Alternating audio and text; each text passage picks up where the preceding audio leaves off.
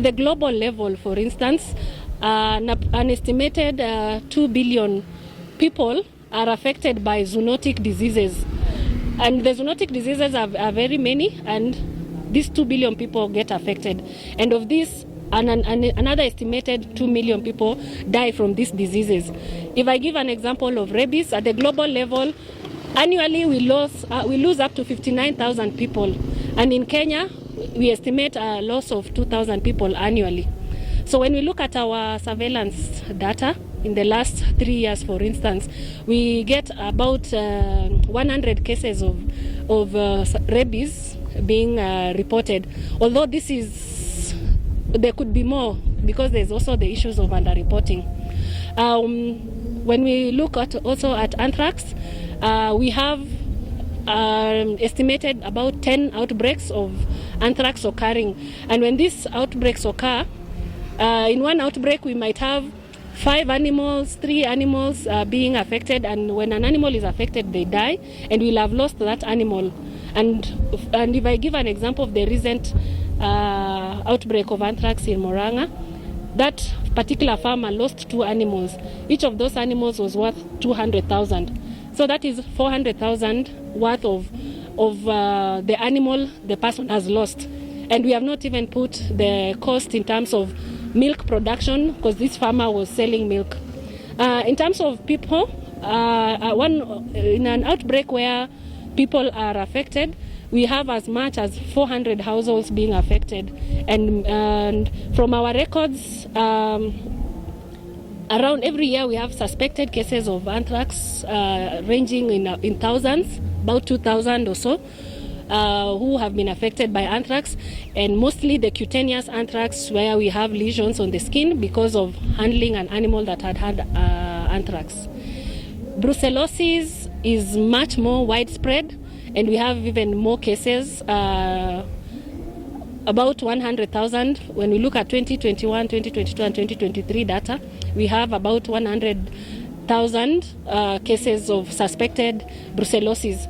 And we know brucellosis, one can contract it from taking poorly boiled milk and also cooked meat. So those are the kind of numbers we are looking at. One Health means the collaboration between the sectors in charge of animal health, human health, and the environment, with the goal to reduce zoonotic diseases and other One Health threats like antimicrobial resistance. We've been here at Rumuruti, where we are sensitizing the county management and leadership on the One Health approach as one of the steps in establishing the Samburu County One Health Unit. The One Health approach is key in ensuring we optimize how each of the sectors work, so that we are able to safeguard the health of the animals, the humans, and the environment, because their health is interlinked, and therefore it is important that we have that collaboration, coordination, and communication amongst the sectors. The Zoonotic Disease Unit is at the national level, and as described in our strategic plan 2021 to 2025, one of our priority areas is decentralizing and strengthening the use of the One Health approach at the subnational level and the counties. And therefore, we are looking at supporting counties to form County One Health units. My name is Professor George Gitau from the Faculty of Veterinary Medicine, University of Nairobi. I was here to attend a workshop in Rumuruti to support the Samburu County government establish a One Health unit. During the deliberations, one of the things that was very clear and discussed is that zoonotic diseases are very important at the human livestock wildlife interface. One of the neglected zoonotic disease is bovine tuberculosis. This disease is caused by a bacteria called Mycobacterium bovis, and it's mainly affecting the respiratory and the lymphatic system of cattle. other species can be affected, including human beings. We've done some 2 studies within East Africa, one in Kenya and another one in South Sudan. And in the Kenyan study, where we analyzed and screened over 1,500 samples that were collected in many counties of the Republic of Kenya, we established that there is some degree of exposure to this very important infection. The importance of this infection is that it can be transmitted from cattle to human beings. Although we did not or were not able to go through all the counties, but we were able to select representative counties that practice different livestock production management systems. Some were from the pastoral communities, others were in the coastal region, and others were in the central region of this nation. We established and came up with the results that showed very clearly that there was higher seroprevalence of bovine tuberculosis within the pastoral communities.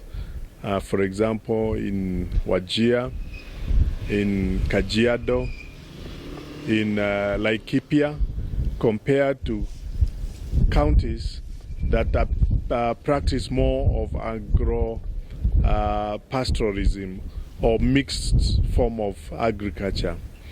And since this disease can be transmitted when people live close to animals, it is important to let our pastoral communities to understand that, like human tuberculosis, which is caused by Mycobacterium tuberculosis, the transmission is through inhalation or very close contact with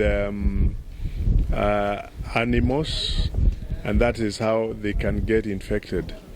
We also did some similar study, but now this time using the slaughterhouse screening method, examining the carcasses and the animals that were being slaughtered in South Sudan. And it was very, very clear and evident that there was a high exposure of bovine tuberculosis in our neighboring country.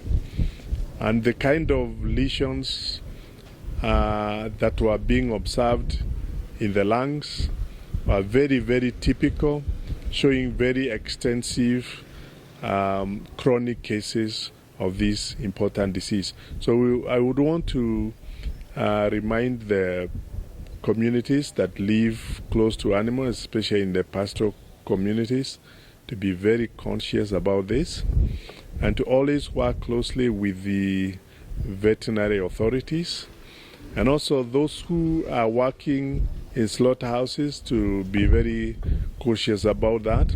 And if they notice any unusual signs, especially those whitish looking lumps, nodules within the lungs and so on, and other lymph nodes within the abdominal cavity, it's good to report to the higher authorities so that the screening process of confirming or identifying the presence of this infection be established and be well documented.